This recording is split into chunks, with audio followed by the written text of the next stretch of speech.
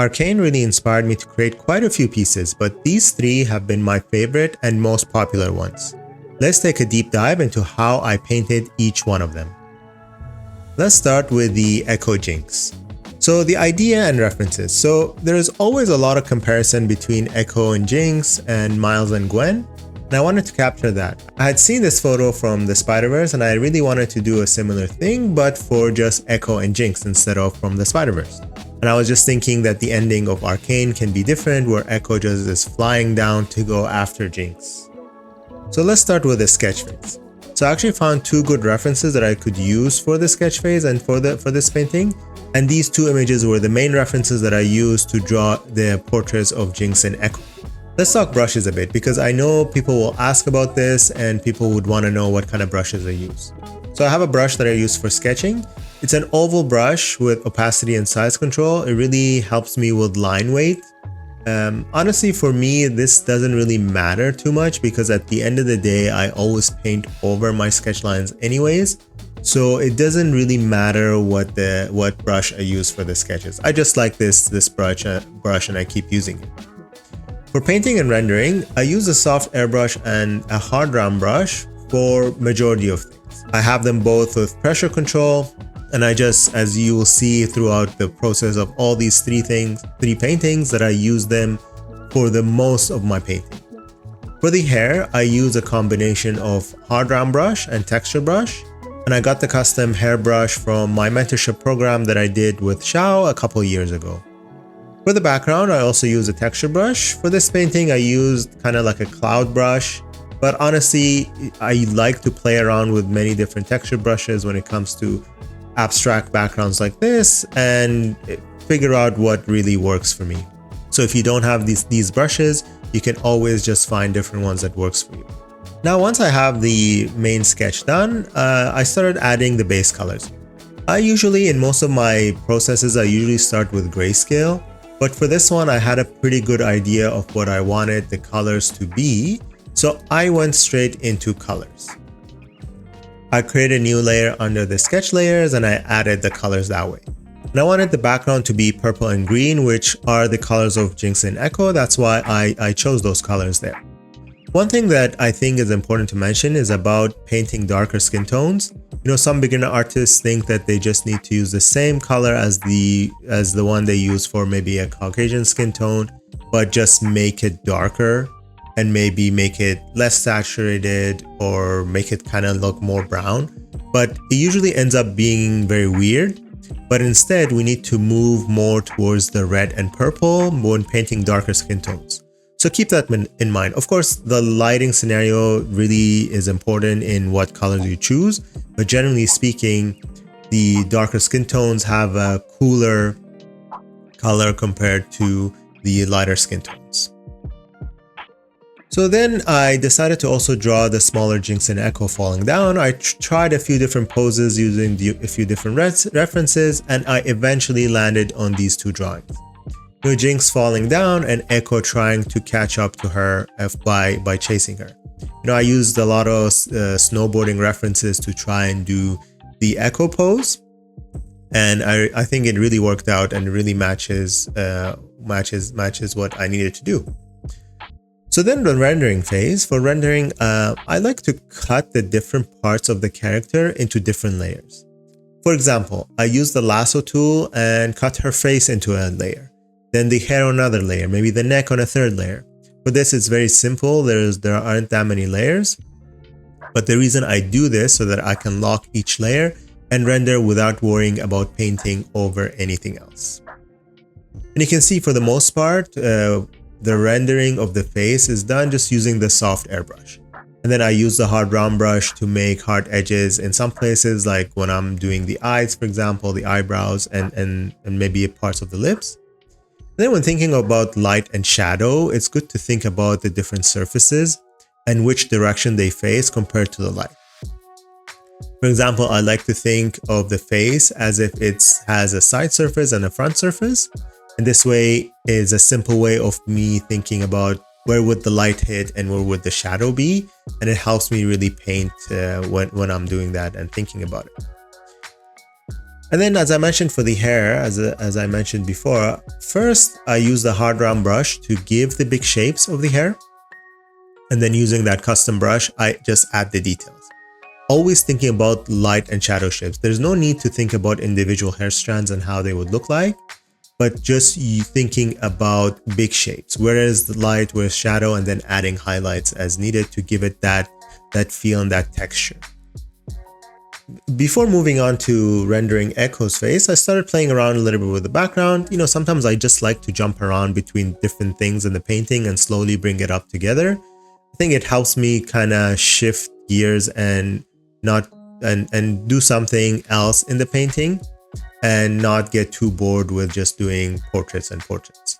So you can see I mostly played around with that cloud brush just to give it a bit of value variation and interest to the background and mixing that green and purple together.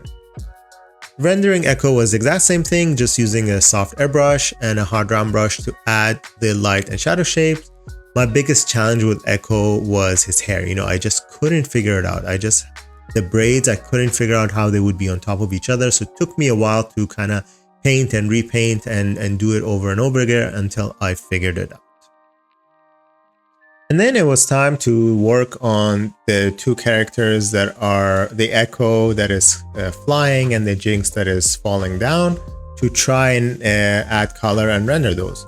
The idea here is because they are so small, we shouldn't really be spending too much time in adding lots of details. So I did zoom in quite a bit in this. I think in my opinion, I could have stayed zoomed out a little bit more, but that's the idea. Because they're so small, there's no reason to be so zoomed in to try and add detail. You know, at the end of the day, this painting will be, when people look at it, the focus are the two portraits and the characters won't be seen as much, the two small characters. So even when you look at it here, there is not that much detail and the rendering is very, very simple. If you really zoom in into the face, you can see there's barely any detail there. And it's just simple colors and simple shapes to define what the character is rather than adding all the little minor details. And you can see I did really these in a lot faster than painting the portraits themselves because I know they're going to be so small in the overall painting and they don't need to have that much detail. And this is the end result. You can see like when I put it in grayscale, it kind of still reads. There are some areas that maybe could have had a bit more contrast. For example, this area here. But then generally speaking, I think it turned out pretty good. I can see the character a little bit better here at the bottom. The Ekko blends in a little bit, so maybe I could have done a little bit of a better job with the contrast. But overall, I think because of the colors, so instead of having value contrast, I have color contrast and hue contrast. So that helps also a little bit with separating the characters from the background. Now let's move on to the Vi painting. So the idea here was to try and capture Vi in different stages of the show in kind of like a poster style painting. You know, I wanted the fighter Vi from the pits, you know, season 1 Vi, and the other stages of Vi in season 2. You know, each one of them had a, you know, clear, distinct look with this distinct outfit, distinct way of hair and such. So I really wanted to capture all of them into one painting. So here I thought a little bit about the composition, and I had this general idea that Vi from the pits can be in the background, you know, kind of see the back of her with the tattoos, and then have the other Vi's in the front. You know, I made the sketches and started playing around with the composition and came up with this diamond shape composition. You know, then started adding details to the sketch, mainly the front Vi because she's the center of the painting. So I kind of wanted to add more details there. Then I also worked on the tattoos. I thought it's pretty important for the painting, but maybe I added a little bit too much here, and I probably could have waited, maybe done the tattoos in the painting stage but it's okay. You know, maybe I did a little bit extra rework and cleaning up later on, but that's okay. So then when we went to the painting stage for this one, I wasn't exactly sure about the colors, exactly what the values were going to be. You know, there are 4 different characters here. They're all kind of integrated with each other. So I started with grayscale. You know, I think starting with grayscale and just adding the values is a great start to if we're not sure exactly what to do, because it helps carry the painting. You know, when your values are correct, your painting can look very, very good as well. You know, the background should be much darker in this case, and the front should be lighter. And this way, the composition and the characters can contrast each other, and you can see and read it properly. And I also added the smoke using the cloud brush here because I thought it's a pretty important part of the painting, and it will also save me a lot of time by not needing to render parts that will be hidden anyways. You know, I just thought it could be that smoky look where the characters are coming out of it. So until now, I have the different Vi sketches on different layers. And then for each one of them, I created a new layer with the grayscale painting. And for all of them, the grayscale layer is under the sketch layer. So what I do next is I merge the sketch and the grayscale layer for each of the characters. Then I have one layer for each character. And then the background, of course, is its own layer, and the smoke is its own layer. And then using an overlay mode layer, I start adding colors to the painting. I do this for every single one of them. I don't just use one overlay mode layer for all of them. Each one of them will have its own layer. And I keep everything separated. So as you can see, by just doing that, I'm adding color, introducing color into the painting. So it goes from a purely grayscale painting into a colorful painting. And once that's done, similar to the previous one, I go in and start cutting the different parts of the characters into new layers. Using the lasso tool, I just select the area and cut it into its own new layer. And then I lock the layer and I start rendering more and more into detail. It's the same method before. You know, I really like doing this. It's very time consuming to cut these, but then it saves me time when I'm rendering. I don't have to worry too much about, you know, moving on or painting on different things. If I need to make adjustments for a certain color or a certain part, it would be easy to just make the adjustments for that. And then just using the hard and soft round brush again, I just keep on rendering. But let's talk about rendering metal a little bit here because, you know, the gauntlets have a lot of that gold. So the key to rendering metal and gold here is reflections and contrast, you know, sudden contrast. You know, there has to be a lot of contrast between the light and shadow areas. And that really gives the idea of something that is reflective or metallic. It's also good to add the colors from the surrounding into the metal. You always have metal reflecting colors around it, and when you put that into it, it makes it look a little bit more believable that it's metallic. It doesn't have to be realistic rendering, but when you just do that and just add the contrast, it immediately implies that it's very reflective, and then people can believe that it is metallic. When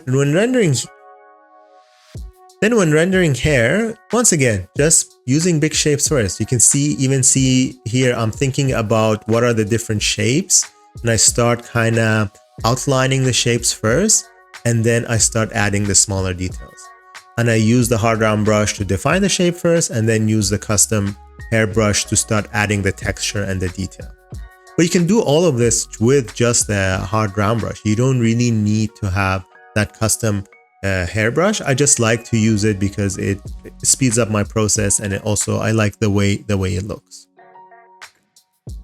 So then I go through the whole same process with the other Vs. You know, I start cutting the different parts into different pieces and start rendering.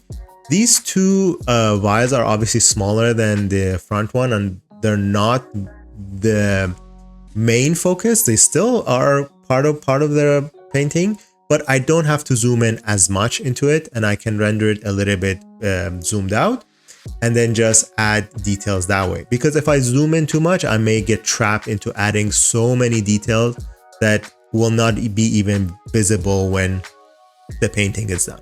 So I try and remind myself, don't zoom in, don't zoom in. Sometimes obviously I do fall into that trap, but reminding myself of working zoomed out first, and then if I need to, then I zoom in.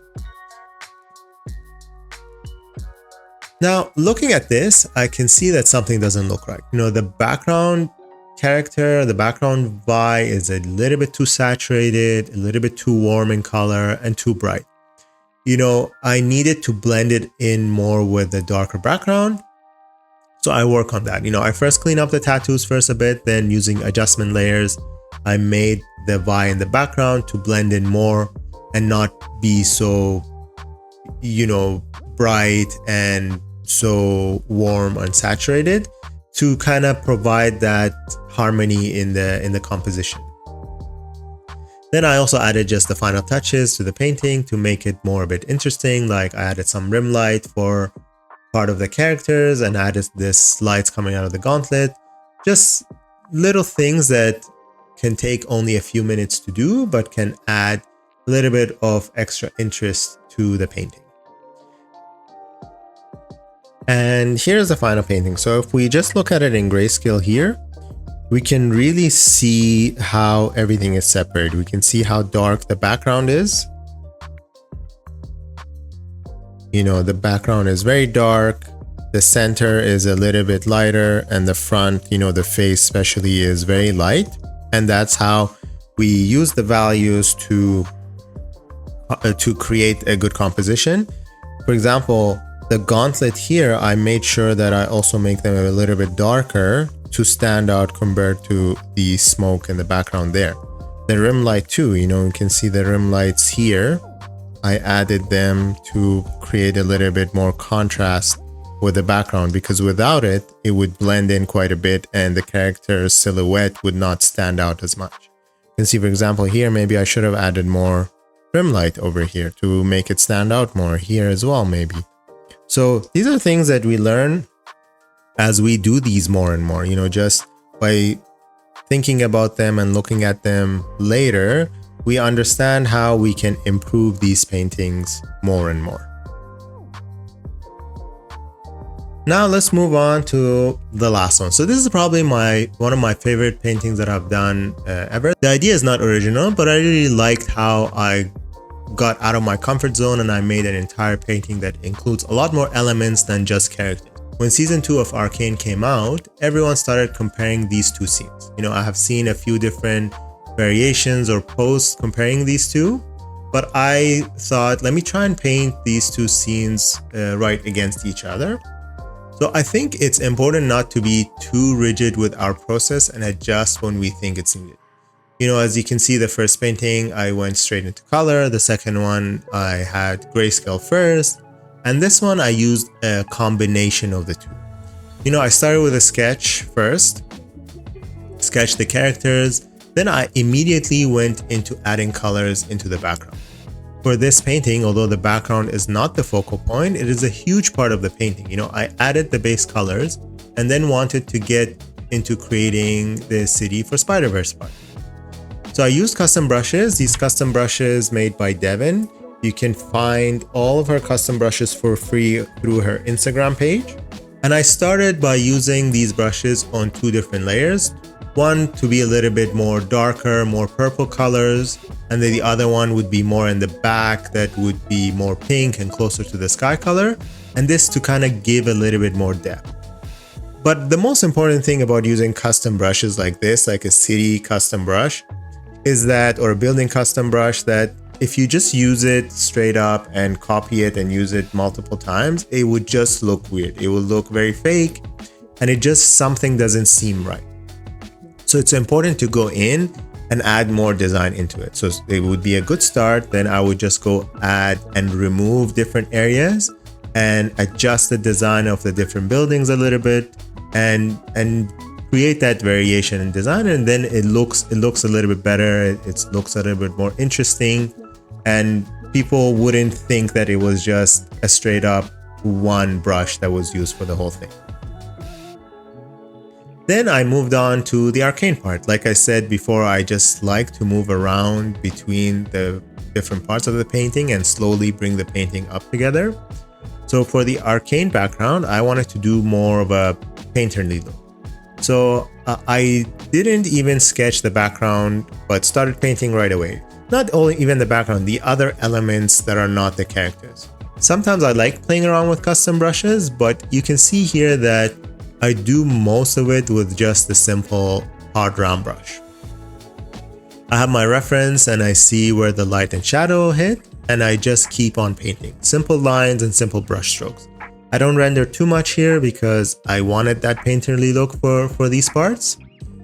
Even for the leaves, I started with a hard round brush first, then I chose a diamond hard brush to add a little bit more definition and texture. Was it necessary? Probably not. I probably could have done the same thing with just continuing with a hard round brush. But again, like I said, I sometimes like to just experiment with different brushes to just see what they can do for me.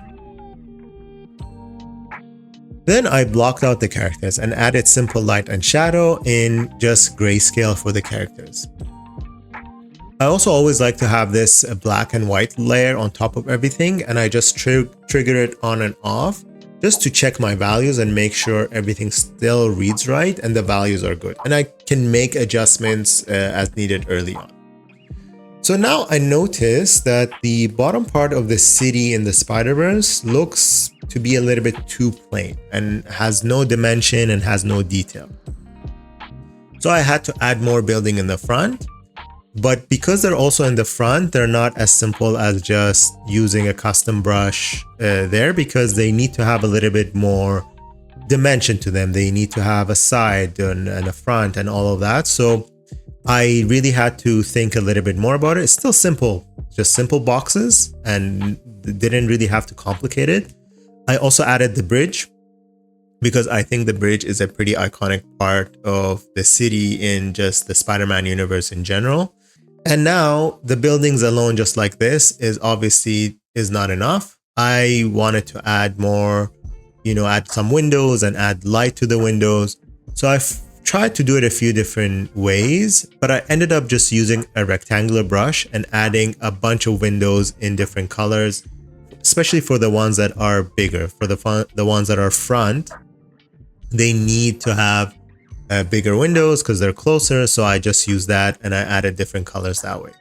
But for the ones that are in the back, I used the window custom brush from Devin's brush sets, and I made adjustments on them and created color variation by painting over them afterwards and erased parts of it and so on. Now, one thing that makes the Speiderverse style unique is one of the things that they use is chromatic aberration.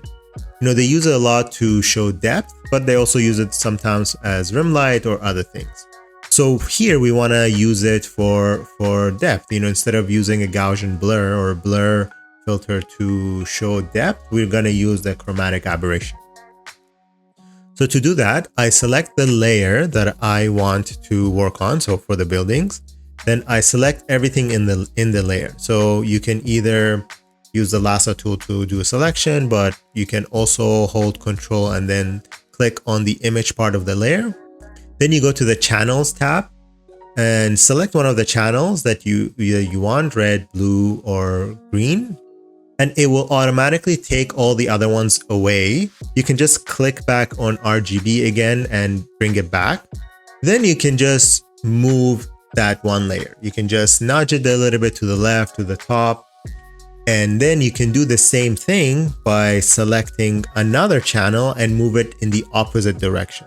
And this way you can get that chromatic aberration in it in different ways.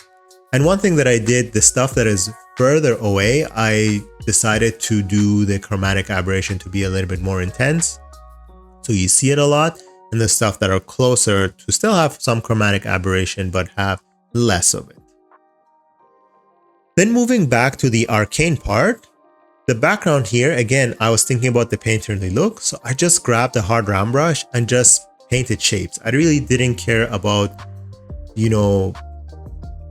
sketching it or doing exact things. I just started painting. And I thought about light and shadow shapes. What is this thing supposed to look like? And started painting and adding details this way. And this is something that I really learned from Wolop's paintings. He has this simple rendering and brush strokes for some areas. And it's intentional because they're not supposed to be the focal point or the focus of the painting. And he spends a lot of time rendering more details in other areas to guide your eye towards what's important. So now that the background is mostly done, I started adding color to the characters using an overlay mode just like all the other ones. And I add color to the grayscale characters, and using the hard and soft round brush, I just start rendering. The key here for this painting was the silhouette of the characters, so they need to be well defined. And I added some rim light in some areas to make the painting pop. And here's the final version of the painting. You know, the key here is the silhouette of the characters, how they contrast with the background. And if we just turn this into grayscale, we can see that we can see the definition of the character when compared to the background. The value carries it. In some areas where the values, you know, don't have that contrast, I added some rim light. So you can see, for example, over here, I added a bit of rim light here for the hair just to create a little bit of contrast between it and the background. So I really hope this showed you that you don't really have to stick to one process to do everything. Just think about your painting, think about what you want to do, and decide which process you want to take. Now, if you want to learn more about how I created a League of Legends splash art painting, you can watch this video here.